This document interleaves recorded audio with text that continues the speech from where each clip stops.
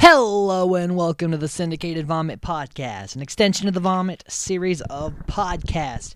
As always, I'm your host, Mac Taylor, here to talk about more Go Power Rangers! Yes, I am talking about more Power Rangers today with episodes 9 through 12 of Mighty Morphin Power Rangers Season Uno.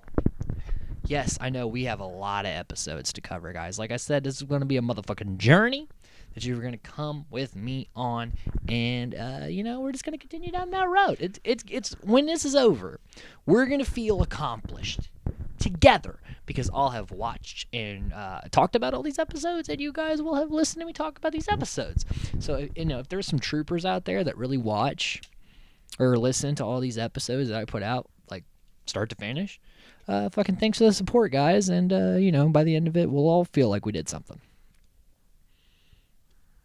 And if you don't watch Power Rangers, but you listen to this, you'll feel like you know it. So without further ado, episode 9, For Whom the Bell Trolls. Great fucking episode title. I know I was complaining on the Reality Vomit podcast about the real world episode title. Mighty Morphin gets it right. Sometimes. So we start off, it is basically a show and tell day at school, which I didn't think high schools did. But it's more like just tell us about your hobbies, but it's basically show and tell, right? And so Trini collects dolls from different cultures, which never comes back up, only in this episode. And her favorite doll, which is she got from her mother, is Mr. Tickle Sneezer. I'm going to say that one more time. Mr. Tickle Sneezer. That's a dumb fucking name. And basically, the story of Mr. Tickle Sneezer is he's got a magic bottle that he captures things with. He travels around the world. So he's basically a thief. And Jason's hobby, of course, deals with martial arts. He has a bow staff kind of deal. Zach's is surfing. So I was like, hey, a little bit of character building for Zach. Billy's is science, because of course. And Kim is gymnastics, of course. So really the only interesting one was Trini and Zach. And Zach's was just like a small point here. But also, I'm not entirely sure where Angel Grove is, but it's a city. And I know there's a couple of episodes where they're at a beach type place, but there's no surf there, right? Like, correct me if I'm wrong. I'm not entirely sure where Angel Grove is. But is there surfing there? It was weird that Zach had this as a hobby, but also, like I said, it doesn't really matter. But, I want to read into it a little bit. So Bulk and Skull come. They're playing the stereotypical bully game of keep away with Mr. Tickle Sneezer. Every time I say Tickle Sneezer, I just... Sometimes it's hard to be a Power Rangers fan. Or I should say, sometimes it's hard to get someone into Power Rangers because you're trying to explain to them what's cool about it, and then they see something like Mr. Tickle Sneezer. So, you gotta... you gotta take it for what it is. You're not gonna get gold out of everything. You know what I'm saying? Not everything's an eye guy or a pudgy pig. Sometimes you get a chunky chicken. This is better than chunky chicken. So they're playing keep away with Mr. Tickle Sneezer, and Bulk ends up getting knocked into Billy's volcano, which shoots goo on him, which he spits on Skull. So gotta have Bulk and Skull shoehorned in there and have them get some sort of mess. Always has to be a mess. And then, so while Trini is sleeping, Squat comes into her bedroom, which is a little creepy, and turns Mr. Tickle Sneezer into our monster of the week. And he has a really dumb voice. Where he's like, oh, I gotta look for these goodies. I wanna capture all the goodies in my bottle. Ooh, a goodie. He says that like shit like that the whole episode. It's very dumb. Like I said, they're not all winners.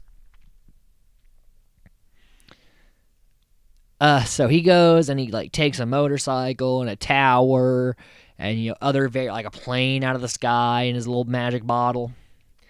And when Billy and Trini are driving a car looking for Mr. Tickle Sneezer, they find Mr. Tickle Sneezer and he captures them in his bottle. So now he's added kidnapping to his thievery. And Billy and Trini are trapped inside Mr. Tickle Sneezer's bottle. It hurts me to say Tickle Sneezer. It does.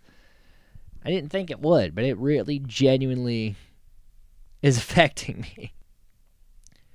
And meanwhile, Jason's breaking boards, looking really cool. Bulk's like, I can do that too. And he karate chops a cake, which is a little different than a board. Anyway, a toddler can karate chop through a cake. It's a cake.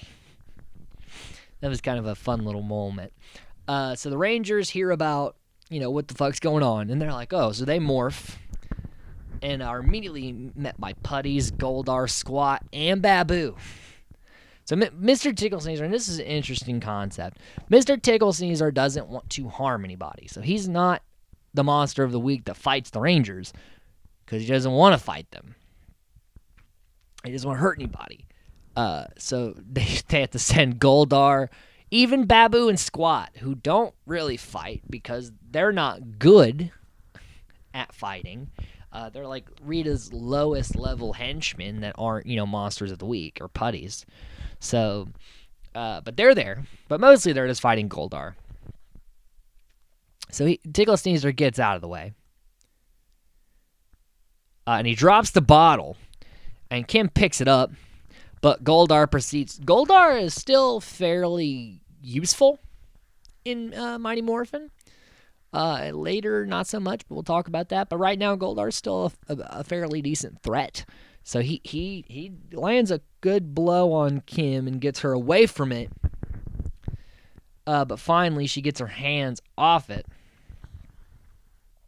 As this is a train's about to hit it. She gets it, opens it up, lets the duo out. They morph. And Sarita's like, all right. So she makes Mr. Tickle Sneezer a big Mr. Tickle Sneezer. And Goldar's like, shit, I gotta get out of here. I don't want to get my ass beat again. And so they bring in the Zords. Get that Megazord business going. But Mr. Tickle Sneezer captures the Megazord in the bottle. But they use their Megazord. And the Slash breaks the bottle. They get out of there. And then they don't want to hurt Mr. Tickle Sneezer because, just like he is not going to hurt them, they're not going to hurt him. And Trini wants to keep the doll. So they use the bottle on Rita and threaten her, so then she has to turn Mr. Tickle Sneezer back to not be sucked into the bottle forever, which they should have just sucked her in the bottle forever. That would have ended the show right there. You would beat Rita Repulsa. She'd be stuck in a bottle just like she was in a space dumpster. And, again, it's such a weird fucking thing. They could have just said magical jar or some shit. Didn't have to be a space dumpster. But, you could have captured her and her minions there and ended the show. But instead, you just bargained for Mr. Tickle Sneezer. A little fucked up there, guys. But anyway, they're happy with it. So it's the one time the Monster of the Week doesn't get beat. They save it, in a way. And then Trini wakes up and you're like, was that all a dream? And I don't know if there's a definite answer, but like it's implied anyway that this was all in her head. Which is kind of dumb. Like, what is this, a horror movie? But then we cut back to the school where Bulk and Skull have to present, and we figure out their names are Farkas and Eugene. Because police had to have really weird names. Of course they would go by Bulk and Skull. And they have a flea farm, which escapes and is on their teacher, and haha, they fucked up.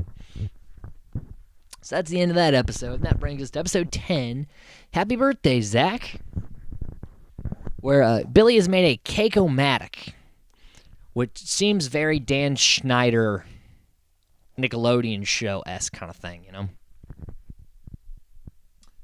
And it makes the cake batter just kind of looks like foam, like colored foam. It probably was colored foam. But it's like blue. But it's spewing everywhere while Billy's distracted with the music. So he has to, try to fix that shit because Ernie's now covered in blue foam. And Rita's like, I'm going to make a birthday surprise that Zach will never forget. Ha ha ha. Because villain stuff. And so she's going to make a monster for Zach's birthday. Meanwhile, Ernie's like, look, I heard the Power Rangers are humans, like Batman in Gotham City.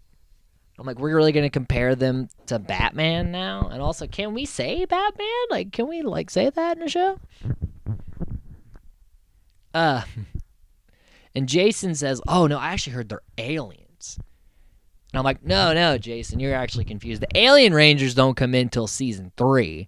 And then the Space Rangers, that's way down the road. So, yeah, we Space Alien stuff, that's later. It's later Rangers. I think you're a little confused. Bolt comes in. He causes trouble. So they, of course, send him into some paint and into some balloons. And Skull gets the cake mix. And Rita's like, I'm going to summon what we used on Tarnak 3, the Nasty Knight. Because it's implied that some of these monsters of the week that the Rangers just quickly crush conquered planets. So the Nasty Knight apparently conquered Tarnak 3. So Zach's coming. They scramble to hide the party. And Ernie is like the worst at hiding shit. He's like, oh, hey, Zach, what are you doing? I'm just here eating my popcorn, drinking my soda, catching up on some work, not doing anything really important over here. What are you doing? He's like, well, Trini's mom told me the gang was down here. And I'm like, Trini's mom is shitty at hiding surprise parties. Like, oh, we're going to make a surprise party for Zach. Oh, that's cool. I'll tell him exactly where you are. So he'll walk up and you'll have an awkward moment. God, at first you gave her a doll that almost, kept everybody in a bottle. And then you almost ruined Zach's surprise party, Trini's mom. It's 2 strikes. 2 strikes.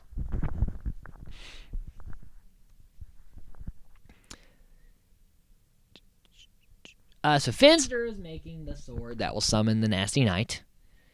And the magic sword basically can take the energy from something and send it back at it, which is actually a pretty decent, concept. And the Knight's design, although he's got big-ass eyes, you can see the actor's eyes very prominently, the Knight suit looks fine. It's not goofy like some of the other ones have been. Like, it's nice just to see a monster that looks, all right. So the gang's shrugging off Zach because they don't want him to know about the surprise party, but they pretend like they forgot his birthday. And I'm like, you could just say, hey, happy birthday, man, and then, we'll hang out later, and then just don't mention a surprise party. You don't have to, make him think you don't care.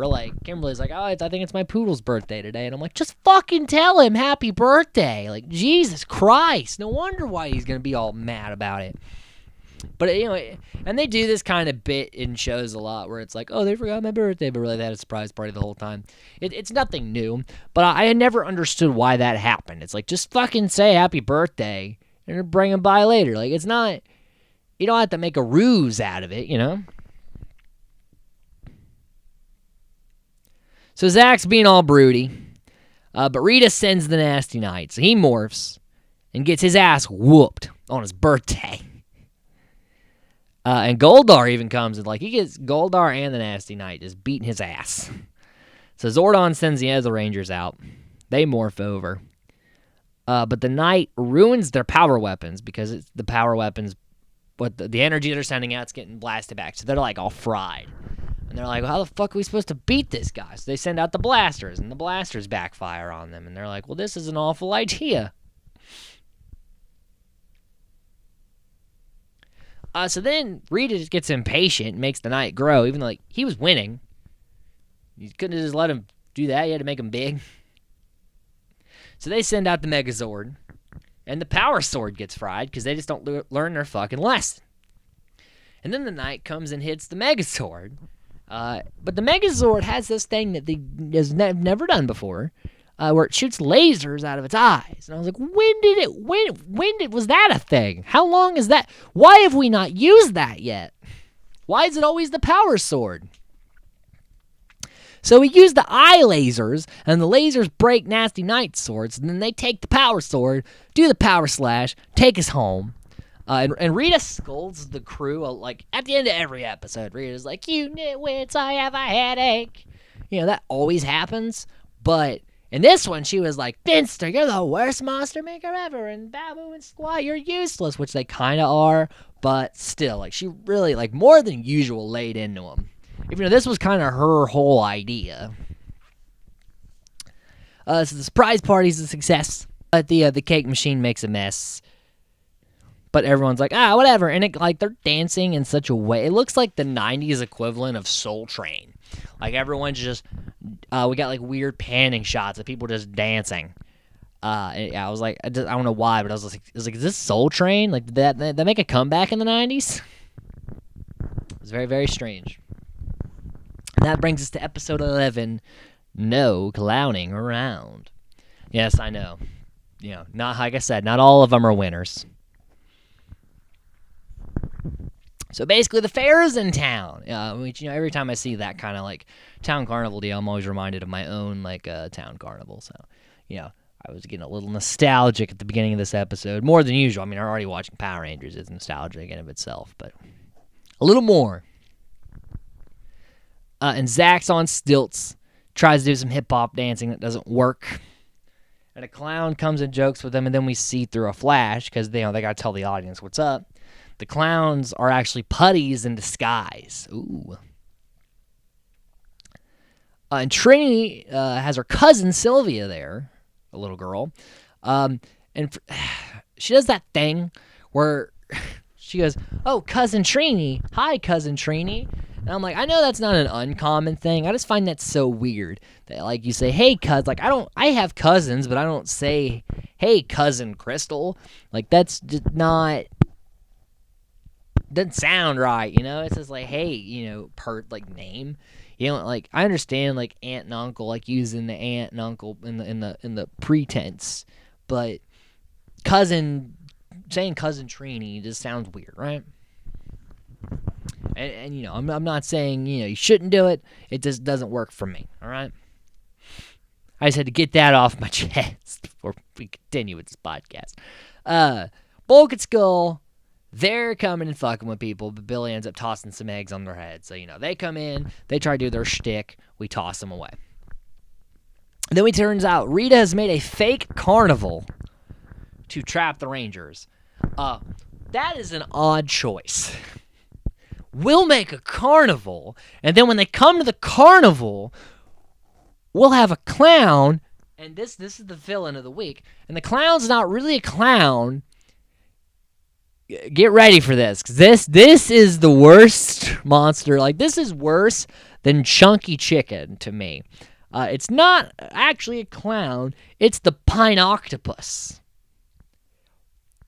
Pine Octopus. A pineapple octopus. Pine Octopus. Okay, it's not as bad as Chunky Chicken, because that's very fucking weird and crazy, right? You know, Chunky Chicken's just a chicken with scissors. That's dumb. But, like, this is kind of better to me. But a Pine Octopus! Like, what the fuck is that? Who, in the writer's room of Super Sentai Zero Ranger, thought of that? Whose idea was that? A Pine Octopus! Like, it... And we'll get to it later. But the Pine Octopus's voice got to me more... then fucking Tickle Sneezer's voice did.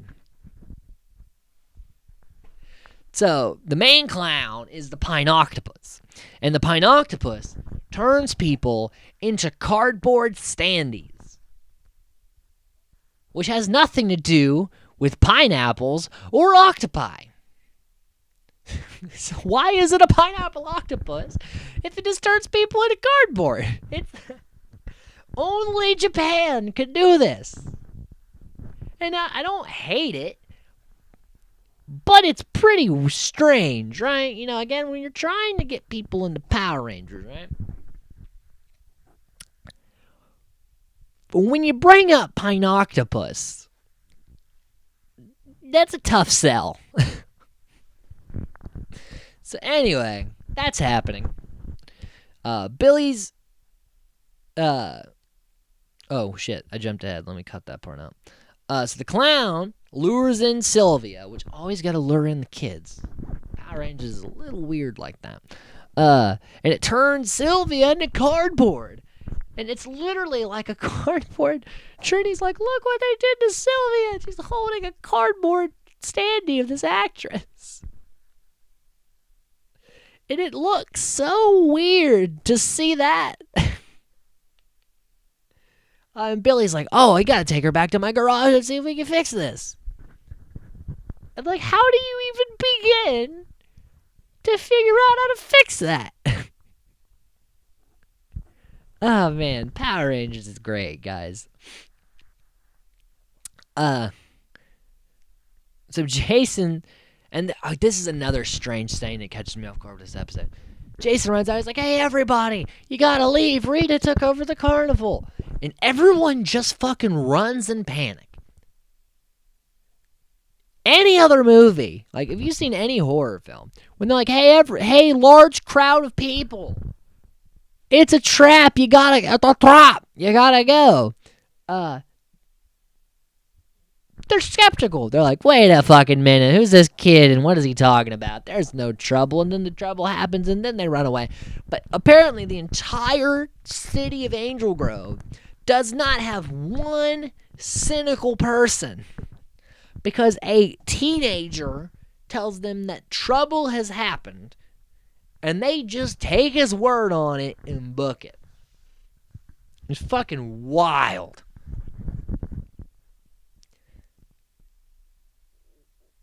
So the clown putties arrive, and it's cool because they turn back into putties, but they still have like the clown like bib frilly thing on, and that was just fucking hilarious to see. And the clown Pinoctopus lures Billy to try to turn him into cardboard, which, like, you just saw him do that before. Why would you go over there at all anyway? So there's a carnival fight. But the clown misses Billy and turns a putty into cardboard. And Billy just kind of pushes it over with his finger. And I thought it would be so much funnier if he, like, karate kicked it or, like, cut it in half or something. Like, did that. Because, you know, that you can't show visceral violence on this show. But you can, you know, destroy a cardboard cutout. But the implication is that you really fucked up that putty. You know what I'm saying? And also, it's made of clay. It's not a real person. So, It would have been cool if he was like, "Wait on," and like, you know, fucking kick shit out of it. But instead, he just, you know, finger poked it. He did the fucking WCW finger poke of death on it.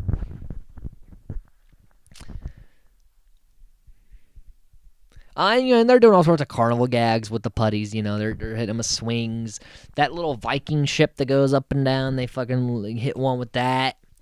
You know, they sent one on a roller coaster, and he's like, blah, blah, blah, blah, blah, blah, blah, you know, fun stuff there. And the Pinoctopus turns into the Pinoctopus, which is just fucking goofy. And then Goldar shows up too, so they morph in action. And Alpha goes to help with the cardboard girl, and he's like, you have to add water. What? He didn't dry them out. Like, when you get dried out, your shit doesn't turn into cardboard, okay? That's not how that works. And also, when you get cardboard wet, it falls apart. So it was a weird solution to the problem. And the Pinoctopus gets cocky as fuck. It's like, you can't stop me. And it doesn't have that goofy the voice is terrible. It's like, you can't stop me. I'm the Pinoctopus. You want enough for the power of the Pinoctopus. sounds like that. I'm like, first of all, that voice is dumb as hell. Second, like, the Pinoctopus sounds like Yajirobe. It's a little goofy. But Goldar's still whooping ass. He's actually landing some hits and shit. But they get Sylvia back to normal. And the Pinoctopus, apparently the powers of cardboard don't work when the Rangers are in, when they're morphed. And he's like, well, it doesn't matter if you morph. I'm the Pinoctopus. He sounds more like Yajirobe. I just can't do Yajirobe's raspiness. But he has that, like, fat guy sound to him. You know what I'm saying? And so, so they make the monster grow. So now we got a giant Pinoctopus. They get the Megazord. Oh, no, before Megazord, actually. So they just summon the Zords. And Billy uses the hooks that the Tricerazord has. And Zach's Mastodon Zord, again, we never saw this before. But we saw, when the Zords come from different places, the Mastodon Zord comes from a place with ice, snow. Not really sure where exactly. But out of its trunk, it shoots like a freezing gas. So they freeze the Pinoctopus.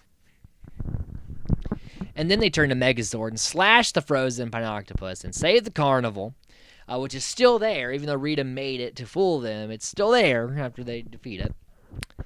And Billy makes Stilts lower to the ground.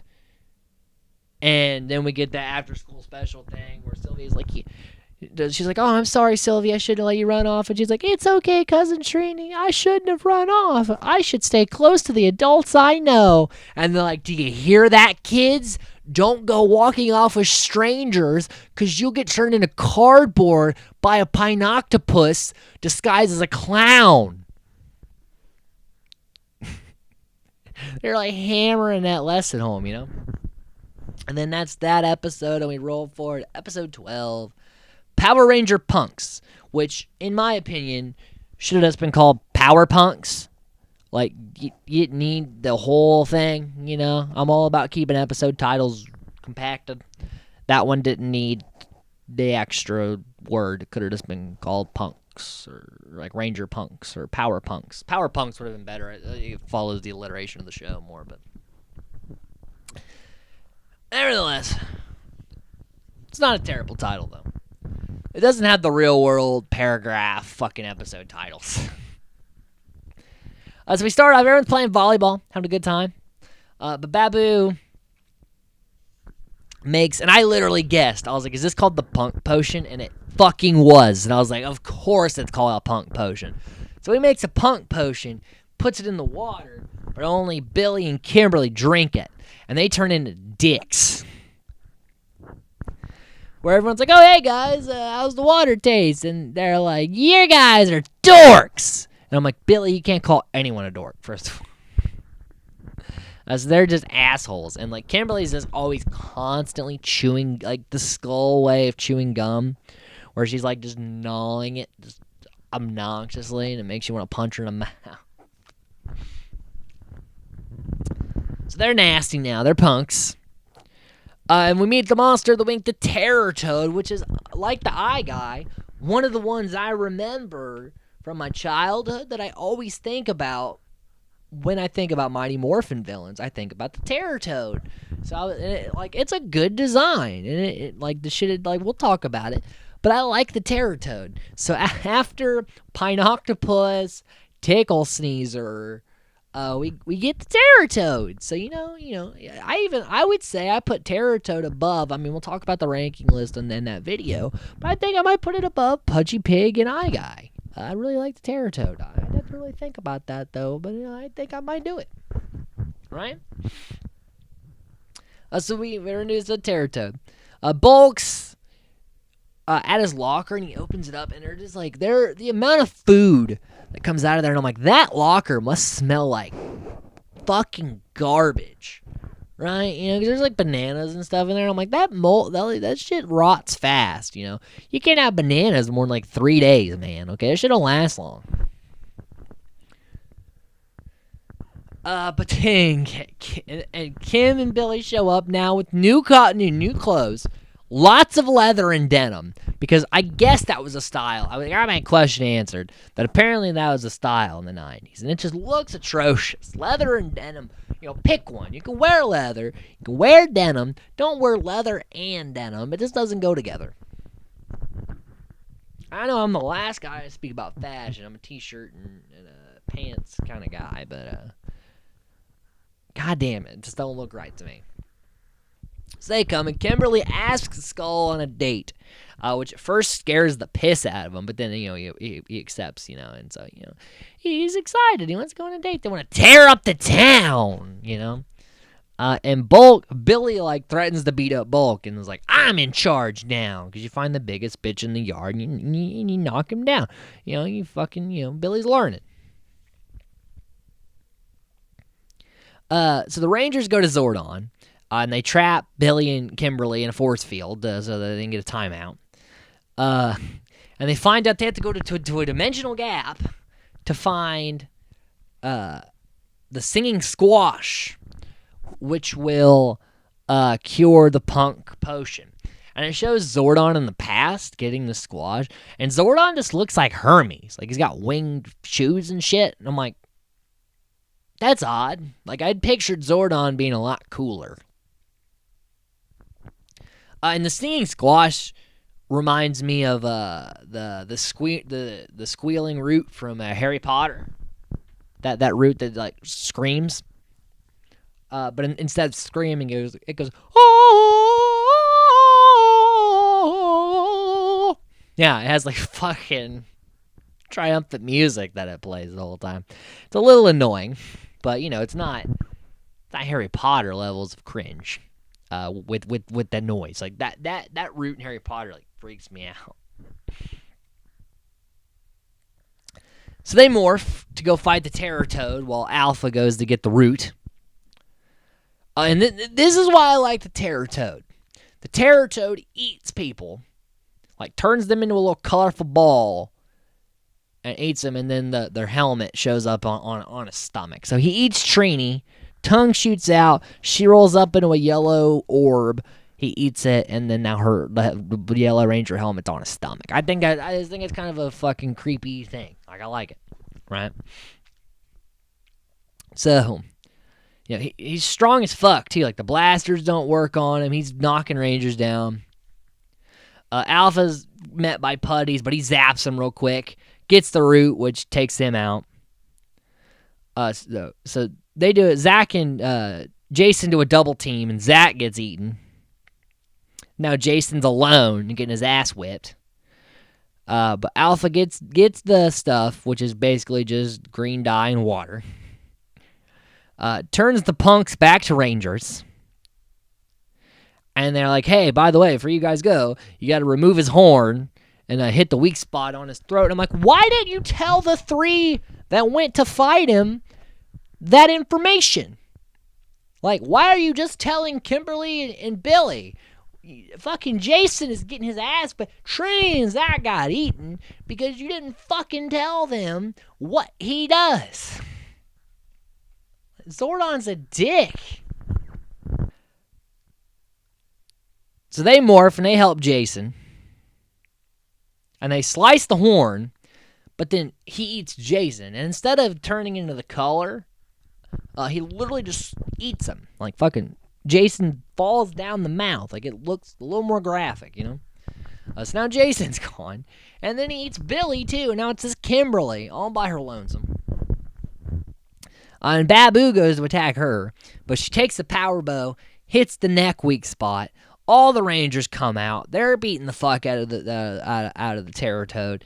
She shoots a very shot, a weird, the way that with the camera follows the arrow through the trees. It reminded me of the Evil Dead. How he did the follow tracking shots. That's what it looked like. It was very rough. And she hits the Toad in the neck and blows him up. And that's it. There's no Zords. Yeah, there's no Megazord, no Giant Toad. They blow him up with the bow. So this is the first time Kimberly saves the day. There's a couple of times Jason has had his moment, But, like, this is Kim's moment. She owns it. This is Kim beat that Terratoad with her power bow, battle bow, whatever the fuck the producers want to call it. She looked bad as fuck. She redeemed herself for being a punk earlier. So then Skull comes for that date and gets rejected.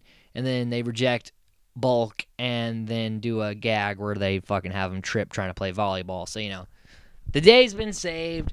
But I felt bad for Skull because she approached him. Like, that wasn't his fault. She led him on. Not by her own accord, but still, Bulk was an asshole about it, but, like, Skull didn't do anything wrong there. And that concludes another installment of our motherfucking journey with Mighty Morphin Power Rangers Season 1. Stay tuned next time where we cover episodes 13 through 16. Until next time, don't forget to like, subscribe, hit the bell notification. Guys, I got so many podcasts coming out from this, but from the Reality Vomit, Film Vomit. I got review videos coming out, short films, the whole nine, guys. I'm going to be very fucking busy in 2021. Try to support me the best you guys can. I appreciate everybody that listens in. Love you guys to death. Make sure to stay safe this year, and most importantly, guys, stay nerdy. I'm Mac Taylor. Good night.